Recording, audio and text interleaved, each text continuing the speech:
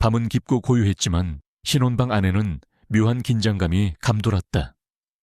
희미한 촛불이 드리운 그림자 속에서 제이와 지수는 나란히 앉아 있었다. 두 사람의 아름다운 얼굴은 기대와 약간의 불안으로 물들어 있었다. 강주는 그들 맞은편에 앉아 부드러운 미소를 띠고 있었지만 그 미소 뒤에는 알 수 없는 그림자가 드리워져 있었다. 오늘 밤은 그들에게 있어 단순한 결혼 이상의 의미를 지니고 있었다. 그것은 세 사람이 공유할 새로운 삶의 시작이었고 어쩌면 세상이 이해하지 못할 특별한 유대의 서약이었다. 지수가 먼저 조심스럽게 손을 내밀어 제희의 손을 잡았다. 그녀의 손은 제희의 손만큼이나 차가웠다. 제희는 동생의 눈빛에서 자신과 같은 떨림을 보았다. 강주는 그 광경을 지켜보며 천천히 몸을 일으켰다. 그의 그림자가 두 자매 위로 드리워지자 방 안의 공기는 더욱 무거워졌다. 준비됐나요? 강준의 목소리는 낮고 부드러웠지만 그 속에는 결코 거부할 수 없는 단호함이 배어 있었다. 두 자매는 말없이 고개를 끄덕였다. 그들의 심장은 불안하게 고동쳤지만 운명적인 순간이 다가왔음을 직감했다. 강준이 그들에게 다가서는 순간 갑자기 섬광이 번쩍이더니 창문이 산산조각났다. 유리 파편이 사방으로 튀고 날카로운 파열음이 고요를 갈랐다. 방 안은 순식간에 혼돈에 휩싸였다. 제이는 본능적으로 지수를 끌어당겨 바닥에 엎드리게 했다. 그녀의 정신은 순식간에 경계태세로 전환되었다. 군사정보국에서 수년간 쌓은 훈련이 자동으로 발동된 것이다. 이것은 단순한 강도 사건이 아니었다. 소리와 섬광 그리고 공격의 정확성은 전문적인 작전을 방불케 했다. 강주는 순간적으로 당황한 듯했지만 이내 침착하게 대응하려 했다. 도망쳐요. 그가 외쳤지만 그의 목소리는 다음 순간 울려 퍼진 총성과 함께 묻혔다. 제희는 고개를 들 새도 없이 강준이 쓰러지는 모습을 보았다. 그리고 어둠 속에서 거대한 그림자들이 방 안으로 들이닥쳤다. 그들은 검은 복면을 쓰고 있었고 움직임은 민첩하고 군더더기 없었다. 제이는 지수를 보호하기 위해 온몸으로 감쌌다. 그녀의 눈은 혼돈 속에서도 상황을 분석하려 애썼다. 침입자들은 강준에게만 집중하는 듯했다. 그들은 쓰러진 강준을 질질 끌고 어둠 속으로 사라졌다. 그 모든 과정은 단 몇 초 만에 이루어졌다. 침입자들이 사라지자 방 안에는 숨막히는 정적이 흘렀다. 깨진 유리 조각과 불타는 촛불만이 그들의 악몽 같은 경험을 증언하고 있었다. 지수는 두려움에 떨며 제희의 품에 안겨 흐느꼈다. 제희는 동생을 안심시키려 애썼지만 그녀의 심장도 격렬하게 뛰고 있었다. 그러나 공포보다는 분노와 의문이 그녀의 머릿속을 가득 채웠다. 강주는 어디로 갔는가? 누가 이런 짓을 벌였는가? 그리고 왜 경찰이 도착했을 때 그들은 상황을 단순한 침입 강도로 처리하려 했다. 그들은 현장을 대충 둘러보고는 강준이 납치된 것이 아니라 단순히 도주했을 가능성을 제시하며 수사를 종결하려 했다. 강도들은 귀중품만 노렸을 겁니다. 남편분께서는 혼란을 틈타 도망치신 게 아닐까요? 한 형사가 무심하게 말했다. 제이는 그들의 무관심과 안일함에 치를 떨었다. 그녀는 그들의 눈빛에서 진실을 찾는 대신 빨리 사건을 마무리하려는 태도를 읽었다. 이건 단순한 강도 사건이 아니에요. 그들은 강준을 노렸어요. 모든 움직임이 너무나 전문적이었어요. 제희는 냉정하게 말했다. 그러나 경찰은 그녀의 말을 귀담아 듣지 않았다. 그들은 강준의 사업적 성공과 복잡한 인간관계를 들먹이며 그가 자유로 사라졌을 가능성에 무게를 두었다.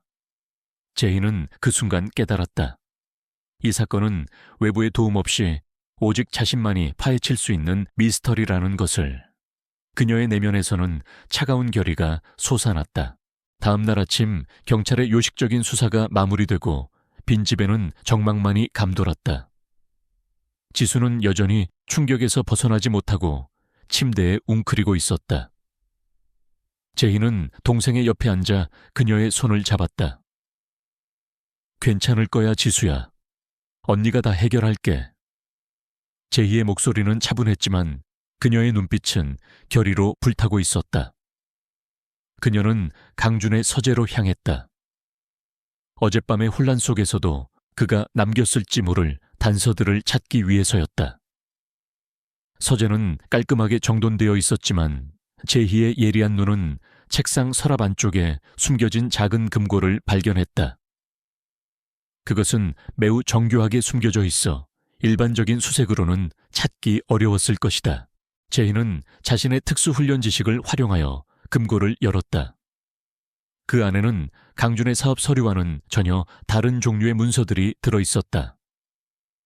암호화된 파일이 담긴 USB 그리고 낡은 가죽 수첩.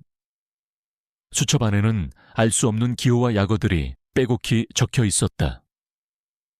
그것들은 단순한 사업 기록이 아니었다. 제희는 과거 훈련에서 보았던 비밀 정보기관의 암호 체계와 유사하다는 것을 직감했다.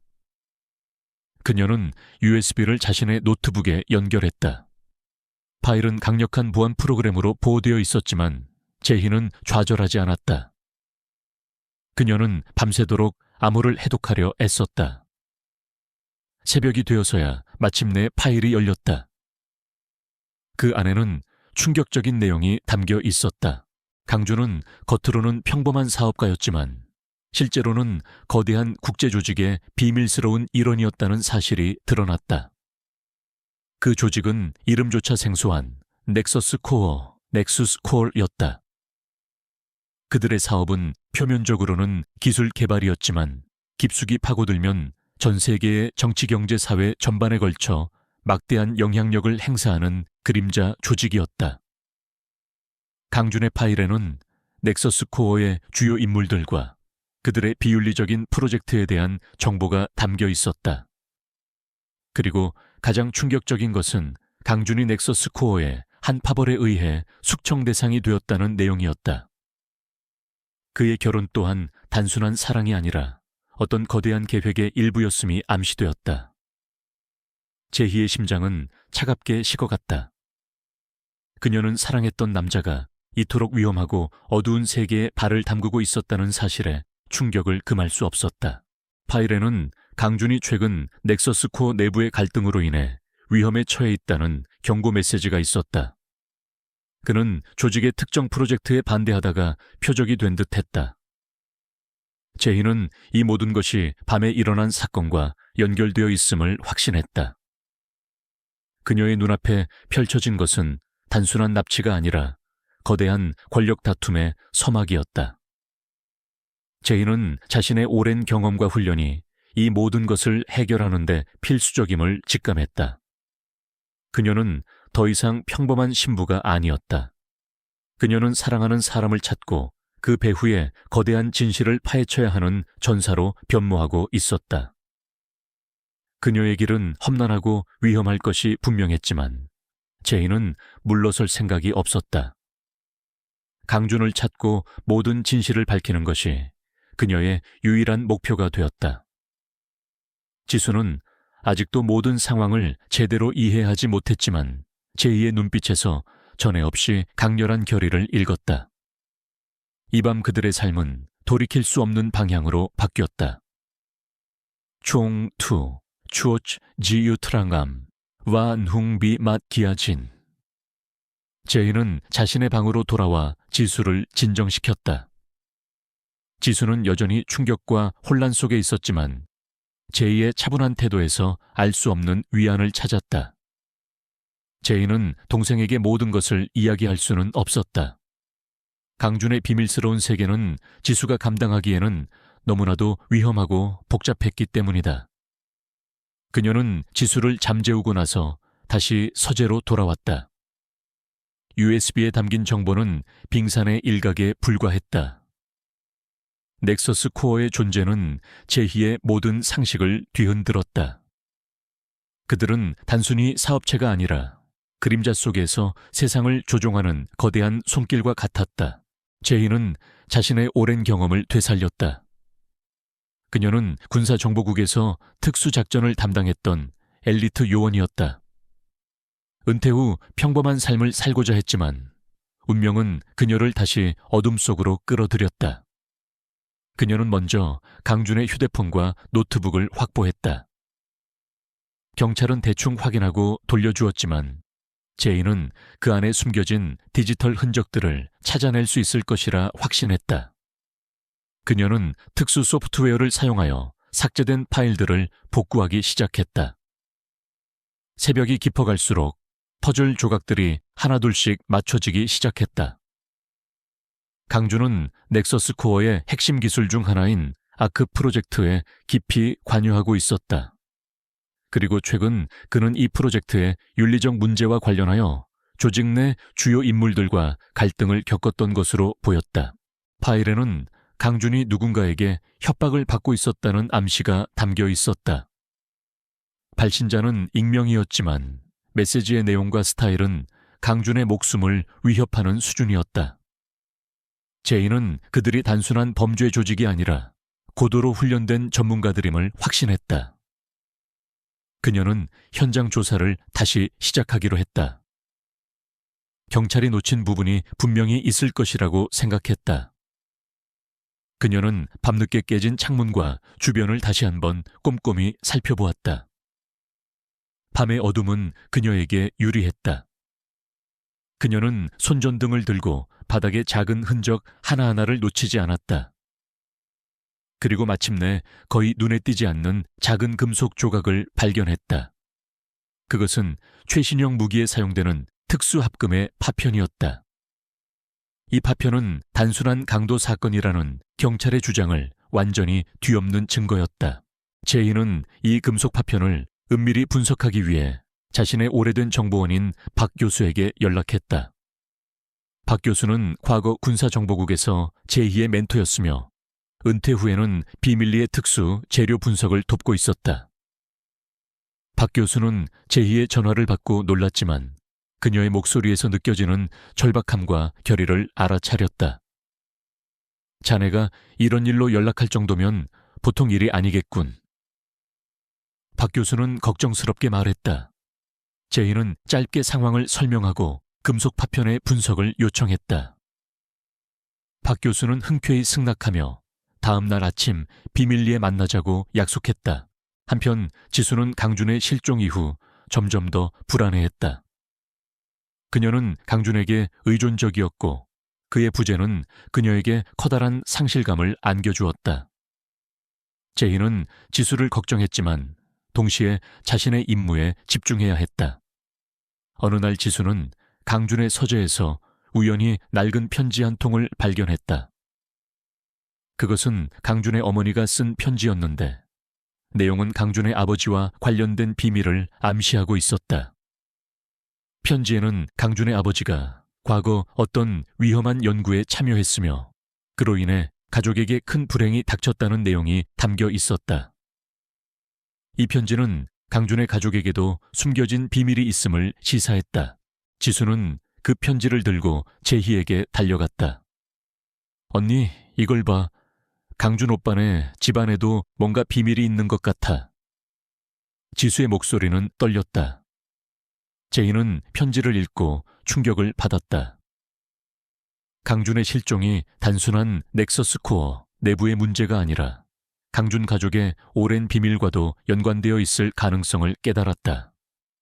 그녀는 퍼즐 조각들이 점점 더 복잡하게 얽히고 있음을 느꼈다. 강준의 아버지 위험한 연구, 그리고 넥서스 코어. 이 모든 것이 어떻게 연결될 수 있을까? 제이는 김도현이 참석하는 비밀 모임에 잠입할 계획을 면밀히 세웠다. 그녀는 과거 정보국 시절의 경험을 되살려 빌라의 보안 시스템과 경비 인력을 분석했다. 빌라는 겉으로는 평범한 고급 주택처럼 보였지만 내부에는 최첨단 보안 장비와 숙련된 경호원들이 배치되어 있었다. 제이는 정면 돌파가 불가능하다는 것을 알았다. 그녀는 은밀하게 침투할 방법을 찾아야 했다. 그녀는 빌라의 도면을 입수하고 환풍구와 지하 통로 같은 취약 지점을 파악했다. 동시에 그녀는 김도연의 행적을 계속 미행하며 그의 습관과 일정을 파악했다. 며칠 후 재희는 김도연이 모임에 참석하기 전 항상 인근의 한적한 레스토랑에서 혼자 식사를 한다는 것을 알아냈다. 그녀는 이 기회를 포착하기로 했다. 모임 당일 재희는 김도연이 식사하는 레스토랑에 미리 도착했다. 그녀는 평범한 손님처럼 위장하고 그의 옆 테이블에 앉았다. 김도현은 과시적인 태도로 와인을 마시고 있었다. 그의 눈빛은 거만했고 주변 사람들을 경멸하는 듯한 기운이 느껴졌다. 재희는 그의 물잔에 몰래 추적 장치를 부착했다. 아주 작은 장치였지만 김도현의 움직임을 실시간으로 추적할 수 있게 해줄 것이었다. 김도현이 식사를 마치고 빌라로 향하자 재희는 즉시 그를 추적했다. 그녀는 빌라 주변의 복잡한 지형을 이용하여 은밀하게 접근했다. 삼엄한 경비를 피해 빌라의 뒤편에 있는 낡은 창고를 발견했다. 이 창고는 빌라의 메인 건물과는 별개로 떨어져 있었지만 지하로 연결되는 통로가 있을 가능성이 있었다. 재희는 도구를 사용하여 창고의 잠금 장치를 해제하고 안으로 들어섰다. 먼지 쌓인 창고 안에는 낡은 장비들과 잡동사니들이 가득했다. 재희는 조심스럽게 바닥을 더듬었고 예상대로 숨겨진 지하 통로의 입구를 찾아냈다. 통로는 어둡고 좁았지만 재희는 망설임 없이 발걸음을 옮겼다. 통로는 빌라의 지하와 연결되어 있었다. 재희는 보안 시스템을 해제하고 내부 구조를 파악하며 조용히 이동했다. 그녀는 목적지에 가까워질수록 심장이 격렬하게 뛰는 것을 느꼈지만 그녀의 표정은 침착했다. 그녀는 모임이 열리는 방의 환풍구를 통해 내부 상황을 파악했다. 방 안에는 김도연을 비롯한 넥서스 코어의 핵심 인물들이 모여 있었다. 그들은 진지한 얼굴로 아크 프로젝트에 대해 논의하고 있었다. 재희는 녹음 장치를 설치하고 대화를 녹음하기 시작했다. 그들의 대화는 충격적이었다. 아크 프로젝트는 단순한 기술 개발이 아니었다. 그것은 인간의 의식을 조작하고 통제할 수 있는 최첨단 신경과학 기술이었다. 넥서스 코어는 이 기술을 이용하여 전 세계를 자신들의 통제 아래 두려는 야망을 가지고 있었다. 강주는 이 프로젝트의 비윤리성에 반대하여 저항하다가 제거된 것이 분명했다. 그들은 강준을 배신자라고 부르며 그가 가진 모든 정보를 회수하고 그를 영원히 침묵시키려 했다. 김도현은 특히 강준에 대한 강한 적개심을 드러냈다. 강준은 너무 많은 것을 알았어. 그가 우리 계획에 방해가 될 줄이야. 김도현의 목소리에는 차가운 분노가 서려 있었다. 제이는 그들의 대화를 통해 강준이 아직 살아있을 가능성이 있다는 것을 알게 되었다. 그들은 강준을 완전히 제거하기 전에 그에게서 아크 프로젝트의 핵심 정보를 빼내려 하고 있었다. 이 사실은 제이에게 큰 희망이자 동시에 엄청난 부담감을 안겨주었다. 그녀는 강준을 구해야만 했다. 녹음을 마친 제이는 조용히 빌라를 빠져나왔다. 그녀는 자신이 엄청난 비밀을 손에 넣었다는 것을 알고 있었다. 이 정보는 넥서스 코어를 무너뜨릴 결정적인 증거가 될 수 있었다. 다음 날 제이는 박 교수에게 녹음 파일을 전달했다. 박 교수는 녹음 내용을 듣고 경악했다. 이건 정말 위험한 정보야. 넥서스 코어의 존재가 드러나면 전 세계가 혼란에 빠질 거야. 김도연은 아마 자네를 가만두지 않을 걸. 박 교수는 걱정스러운 목소리로 말했다.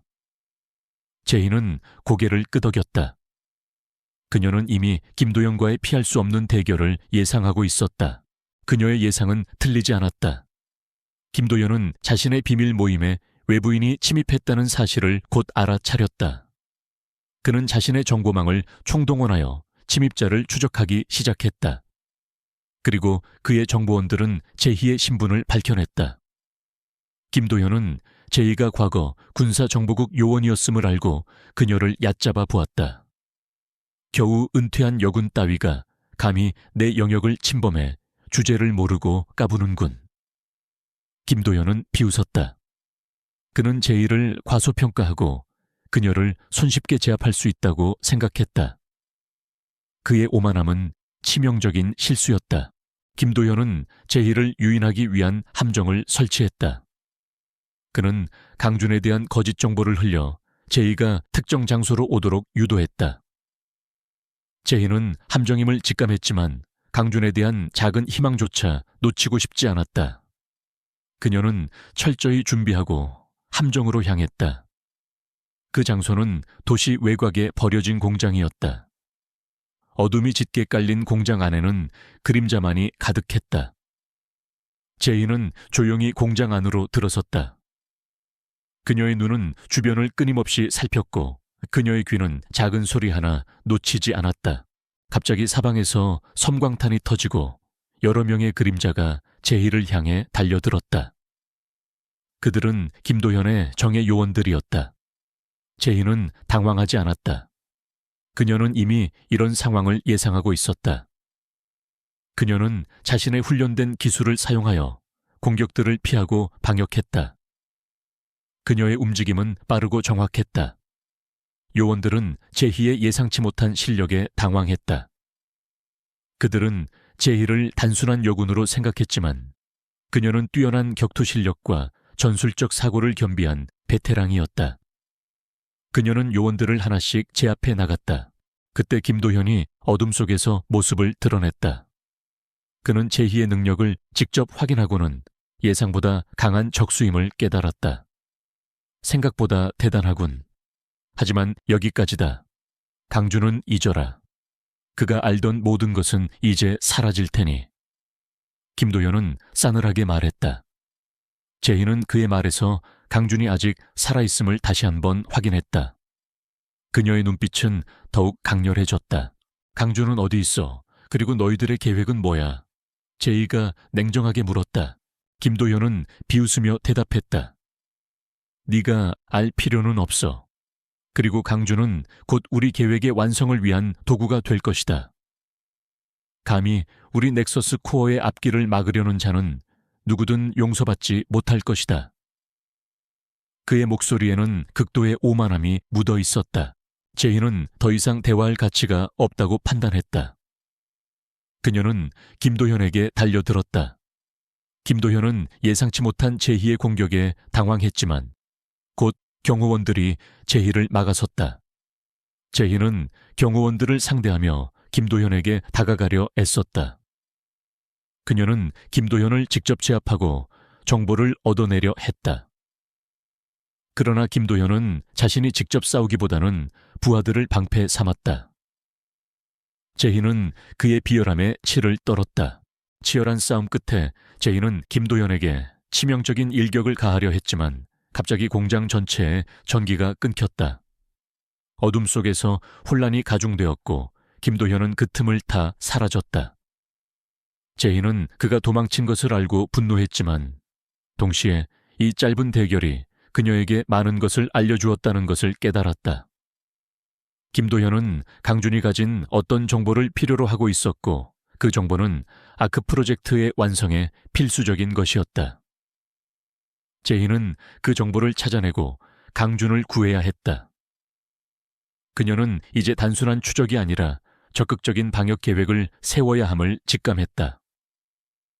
이 첫 대결은 그녀에게 적의 실체와 그들의 야망을 명확히 보여주었다. 김도현과의 첫 대결은 제희의 의심을 확신으로 바꿔주었다. 강준은 여전히 살아있었고 넥서스 코어에 아크 프로젝트를 위해 감금되어 있었다. 제희는 더 이상 혼자서는 안 된다는 것을 알았다. 그녀는 치밀한 계획과 유능한 조력자들이 필요했다. 첫 단계로 제희는 천재 해커이자 군 시절 동료였던 오민준에게 연락했다. 민준은 은둔형 외톨이지만 흔적을 남기지 않고 어떤 전자 시스템이든 침투할 수 있는 능력을 가진 인물이었다. 제이는 과거에 그가 겪었던 복잡한 소송에서 그를 도와준 적이 있었기에 그가 자신을 도울 것이라고 믿었다. 제이는 민준의 아파트로 향했다. 그곳은 수많은 컴퓨터 화면이 푸른빛을 깜빡이는 어수선한 공간이었다. 민준은 부스스한 머리에 두꺼운 안경을 쓰고 키보드를 맹렬히 두드리고 있었다. 제이가 상황과 넥서스 코어 시스템 침투의 중요성을 설명하자 민준의 눈빛이 기묘하게 빛났다. 그는 항상 새로운 도전을 찾아다녔고 넥서스 코어 같은 거대 기업은 그에게 완벽한 먹잇감이었다. 넥서스 코어라고요? 흥미롭네요. 그들의 시스템이 난공불락처럼 보이지만 저한테 불가능은 없습니다. 민준은 말하며 이미 손가락으로 키보드를 스캔하기 시작했다. 민준의 도움으로 제이는 넥서스 코어와 김도연에 대한 더 깊은 정보를 수집하기 시작했다. 그들은 김도연이 단순히 야심찬 과학자가 아니라 기술과 기밀 정보를 불법적으로 거래하는 지하범죄 네트워크의 수장이라는 것을 밝혀냈다. 아크 프로젝트는 단순히 정신 조작을 넘어 전 세계 인구를 통제할 수 있는 생물학적 무기를 만드는 것과도 관련이 있었다. 김도연의 잔인함과 야망의 정도는 제이를 소름 끼치게 만들었다. 제이의 방역 계획이 구체화되었다.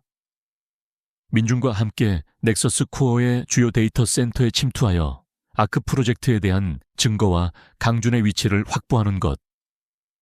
동시에 김도연의 모든 범죄를 세상에 폭로해야 했다. 이것은 완벽한 협업과 단 하나의 실수도 허용되지 않는 매우 위험한 임무였다. 제희와 민준이 계획을 짜느라 바쁜 동안 강준의 실종 이후 여전히 절망에 빠져 있던 지수는 예상치 못한 위안을 최수혁이라는 남자에게서 찾았다. 수혁은 지수에게 많은 관심과 공감을 표하며 그녀의 이야기를 들어주고 강준을 찾는데 도움을 주겠다고 약속했다.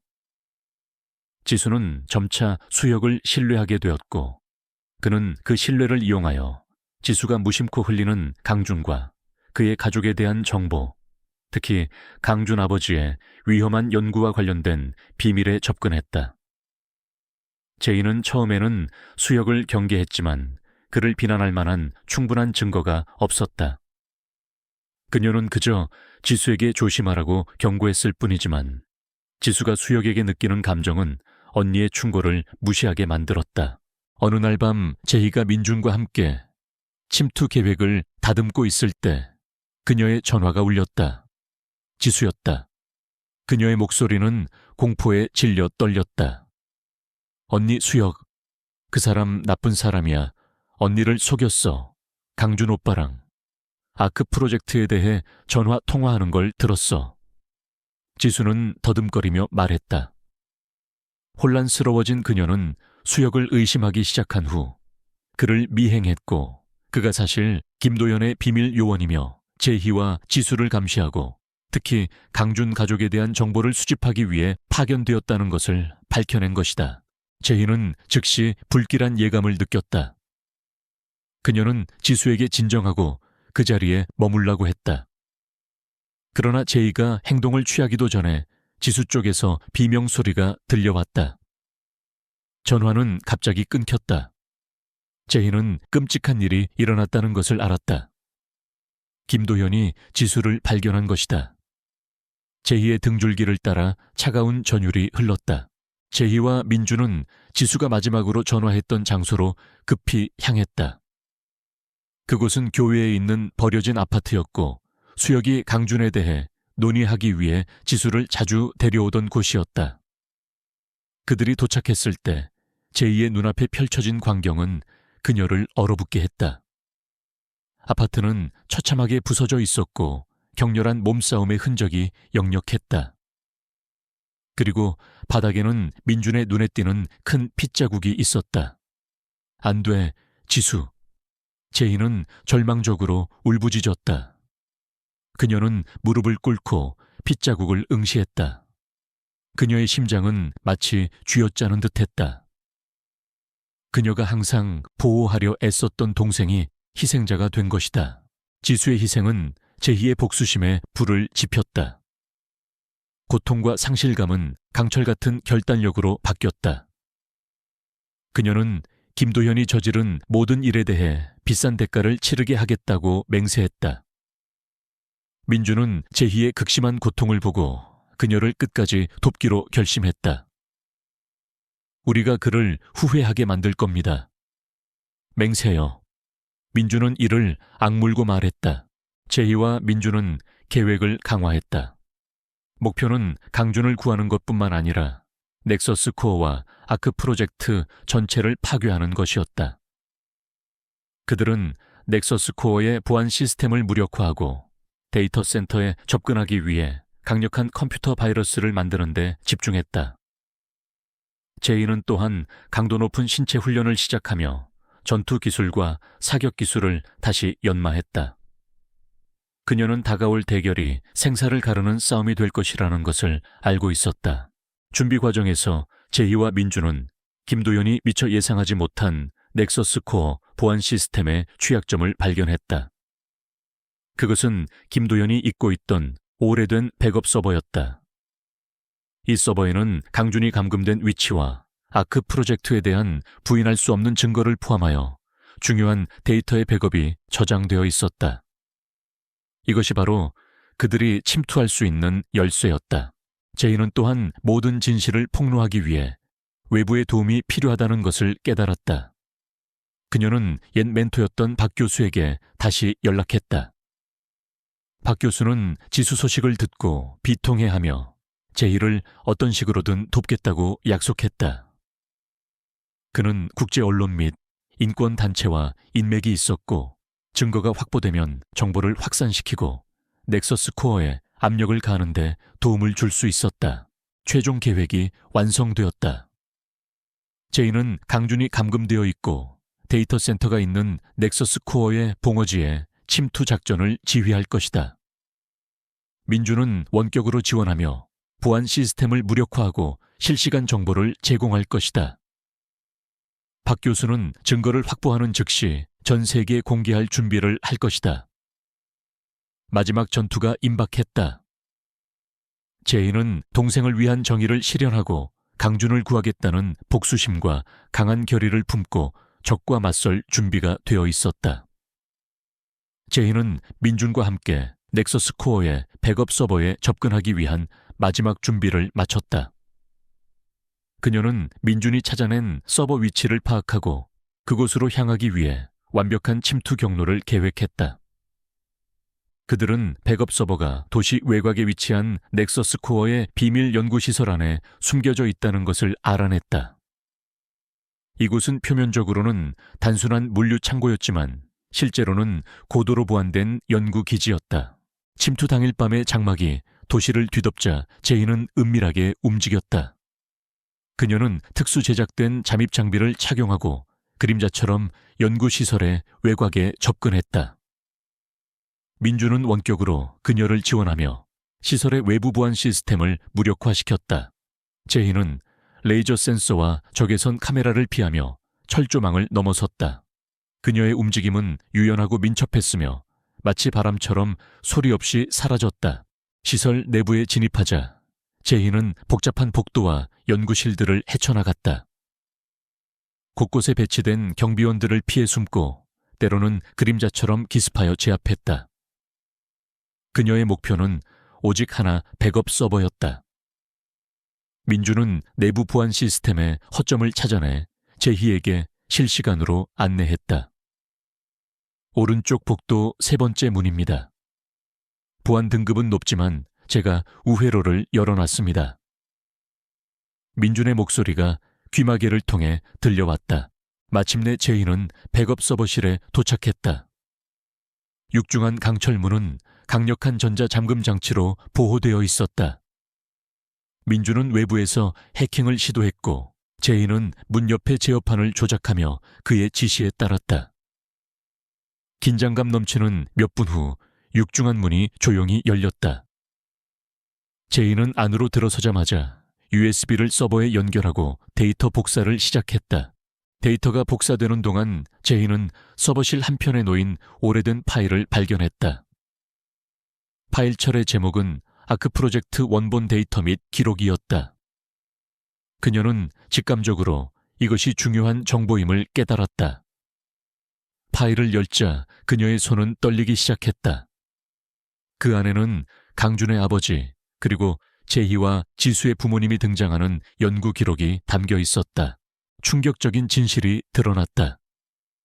강준의 아버지는 과거 넥서스 코어의 전신인 비밀 연구소에서 아크 프로젝트를 개발한 핵심 과학자였다. 그리고 제희와 지수의 부모님은 그 연구에 참여했던 동료 과학자들이었다. 아크 프로젝트는 인간의 유전자를 조작하여 특정 능력을 강화하고 궁극적으로는 인간의 의식을 통제하려는 비윤리적인 실험이었다. 제이와 지수가 태어날 때부터 남다른 직관력과 분석 능력을 가지고 있었던 것은 부모님이 실험에 참여하면서 자신들의 유전자 일부를 조작했기 때문이었다. 그들은 이 기술이 잘못된 손에 넘어갈 경우 발생할 수 있는 위험을 인지하고 자신들의 자녀들을 보호하기 위해 유전적 방어 메커니즘을 심어두려 했던 것이다. 더욱 충격적인 것은 강준이 제이와 지수에게 동시에 결혼을 제안했던 이유가 밝혀진 것이었다. 강준은 아버지로부터 이 모든 비밀을 이어받았고 넥서스 코어가 두 자매를 노리고 있다는 것을 알고 있었다. 그는 두 사람을 모두 자신의 보호 아래 두기 위해 그리고 아크 프로젝트의 핵심 정보가 담긴 유전적 암호를 보호하기 위해 동시 결혼을 감행했던 것이다. 제이와 지수의 몸속에는 프로젝트를 무력화할 수 있는 유전적 킬 스위치가 잠재되어 있었다. 김도현은 강준이 이 사실을 알고 있었으며 그가 아크 프로젝트를 완성하는데 필수적인 핵심 유전 정보를 강준의 가족에게서 얻으려 했던 것이다. 제희는 이 진실 앞에서 엄청난 혼란에 빠졌다. 강준의 사랑이 순수하지 않았던 것인가? 아니, 그는 자신들을 보호하려 했던 것이다. 복잡한 감정들이 그녀의 마음을 뒤흔들었다. 배신감과 함께 강준의 희생적인 면모에 대한 이해가 교차했다. 그때 서버실 문이 갑자기 요란한 소리를 내며 열렸다. 김도현의 경비원들이 들이닥친 것이다. 제희는 데이터를 모두 복사하지 못했음을 직감했지만 더 이상 지체할 시간이 없었다. 데이터는 모두 복사했습니다. 민준의 다급한 목소리가 들려왔다. 제이는 즉시 USB를 뽑아 주머니에 넣고 싸움 태세를 갖췄다. 경비원들은 제이에게 총을 겨눴지만 제이는 순식간에 그들을 제압했다. 그녀는 경비원들의 무기를 빼앗아 방역하고 민첩하게 움직이며 그들을 무력화시켰다. 하지만 그들의 숫자는 너무 많았다. 제이는 후퇴해야 함을 알았다. 그녀는 서버실을 빠져나가며 폭탄을 설치하고 타이머를 설정했다. 30초 후에 폭발합니다. 최대한 빨리 벗어나세요. 제이가 외쳤다. 혼란 속에서 제이는 탈출 경로를 따라 빠르게 움직였다. 그녀는 곳곳에 지뢰를 설치하고 경비원들의 추격을 방해했다. 건물을 빠져나오기 직전 거대한 폭발음과 함께 연구시설의 일부가 무너져 내렸다. 제이는 간신히 폭발의 범위에서 벗어났다. 제이는 민준이 기다리고 있는 안전가옥으로 돌아왔다. 그녀는 복사해온 데이터를 분석하기 시작했다. 그리고 그 안에서 강준의 현재 위치를 알리는 암호화된 메시지를 발견했다. 그는 넥서스 코어의 지하 연구소 깊숙한 곳에 감금되어 있었다. 김도현은 그곳에서 아크 프로젝트의 마지막 단계를 진행하고 있었으며 강준의 몸에서 킬 스위치에 대한 유전 정보를 추출하려 하고 있었다. 시간은 없었다. 강준의 생명이 위태로웠다. 제이는 강준이 자신들을 보호하기 위해 얼마나 큰 위험을 감수했는지 깨달았다. 그녀의 마음속에는 강준에 대한 복잡한 감정들이 뒤섞였다. 사랑, 분노, 그리고 연민. 그러나 가장 중요한 것은 그를 구하고 지수의 희생을 헛되이 하지 않는 것이었다. 그녀는 이제 단순한 복수심을 넘어 강준과 자신들 가족의 운명, 그리고 인류의 미래를 건 싸움의 최전선에 서게 되었다.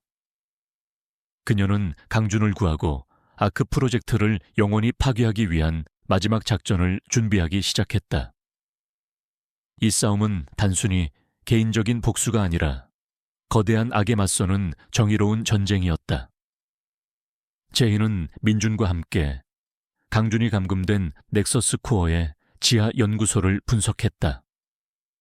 그곳은 단순한 연구시설이 아니라 마치 요새처럼 견고하게 구축된 거대한 지하 벙커였다. 수많은 층과 복잡한 보안 시스템, 그리고 최첨단 무기로 무장한 경비병들이 철통같이 지키고 있었다. 민주는 위성 이미지와 내부 도면을 통해 연구소의 취약점을 찾아내려 애썼다. 이곳은 완벽한 요새예요. 직접 침투하는 건 거의 불가능에 가깝습니다. 민준의 목소리에는 우려가 담겨 있었다. 그러나 제이는 포기하지 않았다. 그녀는 김도현의 심리를 파고들었다.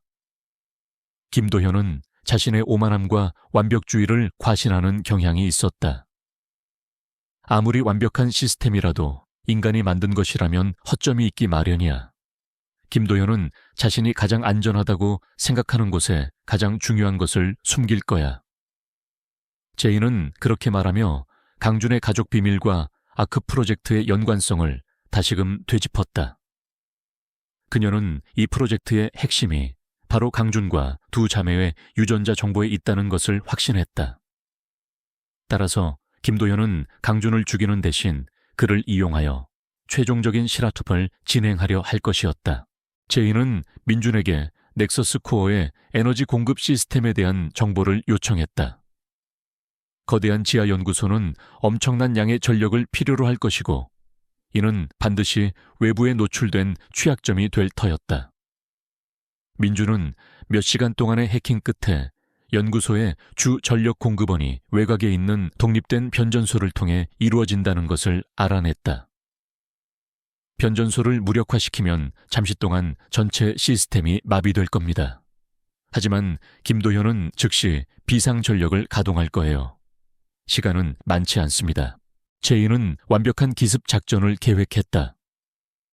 그녀는 박 교수에게 연락하여 국제 언론을 통해 넥서스 코어의 비인간적인 아크 프로젝트에 대한 정보를 흘리도록 지시했다. 박 교수는 즉시 움직였다. 익명의 제보를 통해 넥서스 코어의 실체와 아크 프로젝트의 위험성에 대한 기사가 전 세계 주요 언론에 퍼져나가기 시작했다. 이는 김도현에게 큰 압박이 될 것이 분명했다. 작전 당일 밤 제이는 변전소로 향했다. 그녀는 능숙하게 경비 시스템을 우회하고 변전소 내부에 침투했다. 내부에는 2명의 경비원이 있었지만 제이는 그림자처럼 접근하여 순식간에 그들을 제압했다. 그녀는 주 전력 스위치를 내리고 동시에 폭발물을 설치했다. 굉음과 함께 변전소가 폭발하고 넥서스 코어 연구소 전체가 순식간에 암흑에 잠겼다. 그와 동시에 민주는 비상 전력 시스템이 가동되기까지의 짧은 시간을 이용해 연구소 내부의 보안 시스템에 치명적인 바이러스를 심었다. 성공했습니다. 보안 시스템이 일시적으로 마비됐어요. 지금입니다. 제이 씨, 민준의 목소리가 들려왔다. 제이는 재빨리 연구소의 주 입구로 향했다. 어둠 속에서 혼란에 빠진 경비병들은 서로에게 총을 겨누며 우왕좌왕했다. 제이는 이 기회를 놓치지 않았다. 그녀는 소음기 달린 권총으로 움직이는 표적들을 정확히 맞히며 전진했다. 그녀는 이미 수십 명의 경비병들을 제압하며 지하 깊숙이 나아가고 있었다. 그녀의 움직임은 정확하고 효율적이었다. 그녀의 눈은 강준이 있는 곳을 향해 있었다. 강준은 지하 연구소 가장 깊은 곳 최첨단 유리 감옥 안에 갇혀 있었다. 그의 몸에는 수많은 전극이 연결되어 있었고 김도현은 그의 유전자 정보를 추출하며 마지막 실험을 진행하고 있었다. 곧이야 강준. 내 몸속에 잠재된 킬 스위치는 아크 프로젝트를 완성할 열쇠가 될 것이다. 네가 그렇게 거부하던 그 프로젝트를 말이야. 김도현은 강준의 고통스러운 표정을 보며 비열하게 웃었다. 바로 그때 유리 감옥의 철문이 굉음을 내며 부서졌다. 제희가 모습을 드러낸 것이다. 그녀의 얼굴은 흙과 피로 뒤덮여 있었지만 그녀의 눈빛은 불꽃처럼 타올랐다. 김도현, 제희의 목소리는 분노로 가득했다. 김도현은 제희의 등장에 경악했지만 이내 냉정함을 되찾았다. 아, 미련한 계집애가 여기까지 오다니. 내 동생 지수처럼 될 줄 알았건만. 하지만 여기까지다. 네가 감히 내 계획을 방해할 순 없어. 김도현은 경비병들에게 제희를 제압하라고 명령했다. 치열한 전투가 벌어졌다. 제희는 혼자서 수십 명의 경비병들을 상대했다. 그녀는 민첩하게 움직이며 총탄을 피하고 뛰어난 격투 실력으로 경비병들을 하나씩 쓰러뜨렸다. 그녀의 움직임은 우아하면서도 치명적이었다. 그녀는 강준을 구하기 위해 필사적이었다. 김도현은 제희의 능력을 보고 경악했다. 그는 제희를 과소평가했던 자신의 오만함을 후회하기 시작했다. 제희가 경비병들을 모두 제압하고 김도현에게 다가서자 김도현은 마지막 발악을 했다. 그는 미리 설치해둔 자폭장치를 작동시키려 했다. 내가 죽더라도 아크 프로젝트는 완성될 것이다. 그리고 너희 모두는 여기서 죽게 될 거야. 김도현은 광기 어린 눈으로 외쳤다. 제희는 김도현의 손에서 자폭장치를 빼앗기 위해 몸을 날렸다. 치열한 육탄전 끝에 제희는 김도현을 제압하고 자폭장치를 빼앗는 데 성공했다. 그녀는 재빨리 장치를 해제했다. 하지만 김도현은 예상치 못한 마지막 카드를 꺼내 들었다. 그는 강준을 인질로 잡고 유리 감옥 밖으로 탈출하려 했다. 이 녀석을 살리고 싶으면 날 막지 마라. 제희는 망설였다. 강준의 생명이 위태로웠다. 하지만 그녀는 냉정함을 잃지 않았다. 그녀는 김도현의 움직임을 분석하고 그가 강준을 완전한 방패로 삼지 못하는 아주 짧은 순간을 노렸다. 제희는 정확하게 김도현의 팔을 노려 총을 쐈다. 김도현은 팔에 총을 맞고 강준을 놓쳤다. 그 틈을 타 제희는 강준에게 달려가 그를 부축했다. 김도현은 부상에도 불구하고 필사적으로 도망치려 했다. 하지만 이미 박 교수가 언론을 통해 그의 모든 비리를 폭로한 후였다. 밖에서는 경찰과 특수부대가 넥서스 코어 연구소를 포위하고 있었다. 김도현은 도망칠 곳이 없었다. 그는 체념한 듯 주저앉았다. 그의 오만함은 결국 그를 파멸로 이끌었다. 제희는 강준을 부축하며 지하 연구소를 빠져나왔다. 바깥에서는 이미 언론과 경찰이 진을 치고 있었다. 강준은 정신을 차렸지만 여전히 약해 보였다. 그는 제희의 품에 안겨 흐느꼈다. 미안해, 제희, 지수. 그는 떨리는 목소리로 중얼거렸다. 제희는 그를 다독였다. 괜찮아, 강준. 이제 다 끝났어. 넥서스 코어의 몰락은 전 세계를 뒤흔들었다. 김도현과 그의 부하들은 모두 체포되었고 아크 프로젝트는 완전히 폐기되었다. 정의가 승리했다. 하지만 그 과정에서 지수의 희생은 제희의 마음속에 영원히 지워지지 않는 상처로 남았다. 제희는 복수를 이루었지만 그 대가는 너무나 컸다. 넥서스 코어의 몰락은 전 세계를 충격에 빠뜨렸다. 김도현을 비롯한 핵심 인물들은 모두 체포되어 국제법정에 세워졌고 아크 프로젝트의 잔혹한 실체가 낱낱이 공개되었다. 넥서스 코어의 그림자 같은 권력은 산산조각 났고 수십 년간 이어져 온 그들의 음모는 마침내 끝을 고했다. 강준은 병원에서 회복 중이었다. 그의 몸은 상처투성이었지만 정신적으로는 더 큰 고통을 겪고 있었다. 자신이 사랑했던 제희와 지수에게 감춰왔던 비밀들, 그리고 그로 인해 벌어진 비극에 대한 죄책감은 그를 짓눌렀다. 제이는 매일 병원을 찾아 강준의 곁을 지켰다. 그녀는 여전히 지수의 죽음에 대한 슬픔과 분노를 품고 있었지만 동시에 강준에 대한 복잡한 감정들을 정리하려 애썼다. 어느 날 강준은 제이에게 모든 것을 털어놓았다. 그는 자신의 아버지가 아크 프로젝트의 초기 개발자였으며 가족을 보호하기 위해 넥서스 코어에 맞서 싸우려 했다는 것을 설명했다. 강준은 아버지의 유지를 이어받아 아크 프로젝트를 파괴하고 제희와 지수에게 잠재된 킬 스위치를 보호하려 했다고 고백했다. 그는 두 자매를 진심으로 사랑했지만 그 사랑은 또한 거대한 운명의 무게를 짊어지고 있었다. 제희는 강준의 고백을 들으며 눈물을 흘렸다. 그녀는 강준의 진심을 이해하게 되었고 그를 향한 분노가 점차 연민과 이해로 바뀌는 것을 느꼈다. 지수의 죽음은 제희에게 평생 잊지 못할 아픔으로 남았지만 동시에 그녀를 더욱 강하게 만들었다. 그녀는 더 이상 평범한 삶으로 돌아갈 수 없다는 것을 알았다. 그녀의 뛰어난 능력과 경험은 세상에 선한 영향력을 미치는 데 사용되어야 했다. 제이는 박 교수와 협력하여 넥서스 코어와 같은 그림자 조직의 출현을 막고 미래에 발생할 수 있는 유사한 위협에 대비하기 위한 국제기관을 설립하는 데 일조했다. 그녀는 이 기관에서 핵심적인 역할을 맡아 전 세계의 안보와 평화를 지키는 데 헌신했다. 강준은 병원에서 퇴원한 후 모든 사업에서 손을 떼고 조용히 지냈다. 그는 제희와 함께 새로운 삶을 시작하기 위해 노력했다. 그들의 관계는 이전과는 달랐다.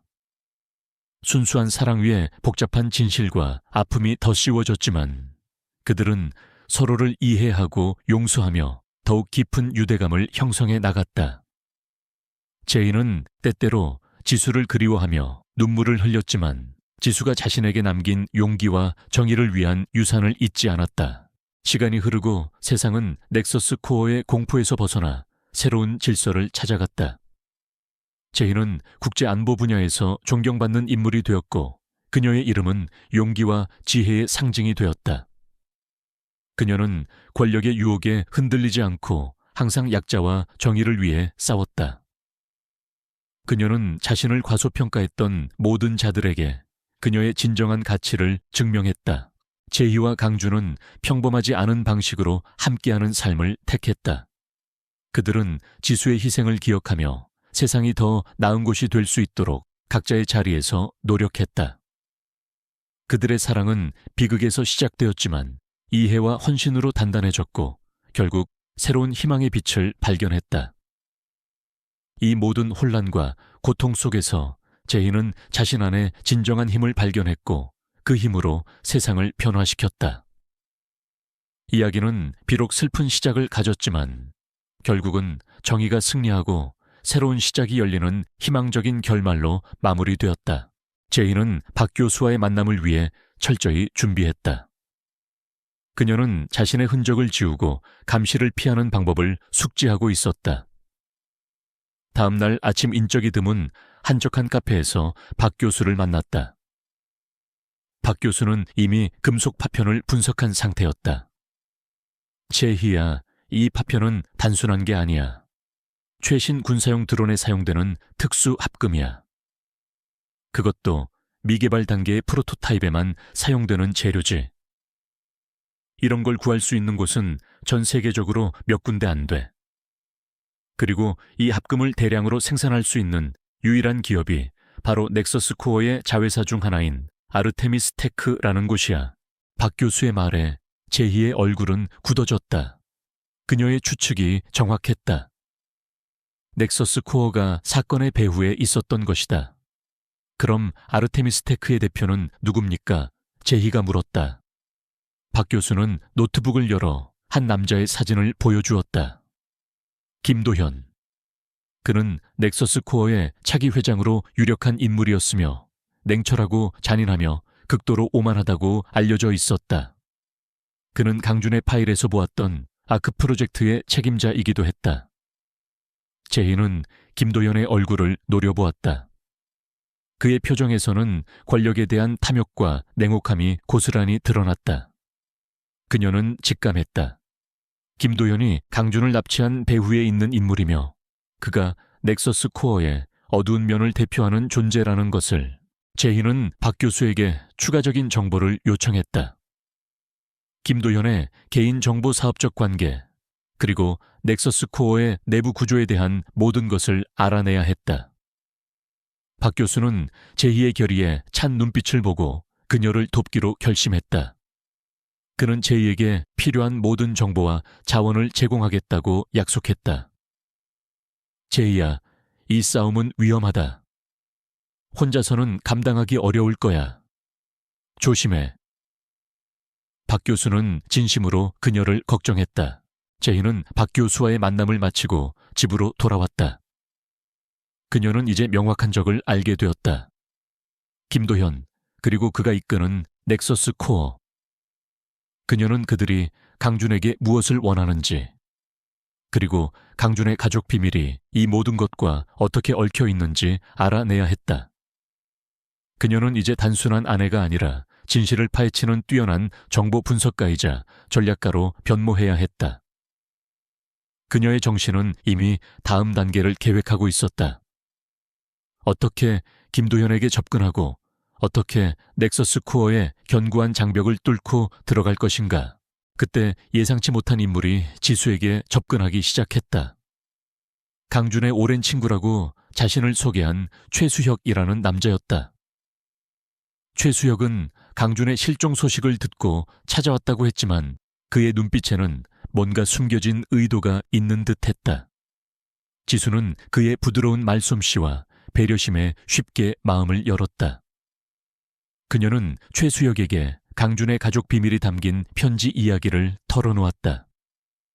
제희는 최수혁을 경계했지만 지수는 그의 도움을 받아 강준의 행방을 찾고 싶어 했다.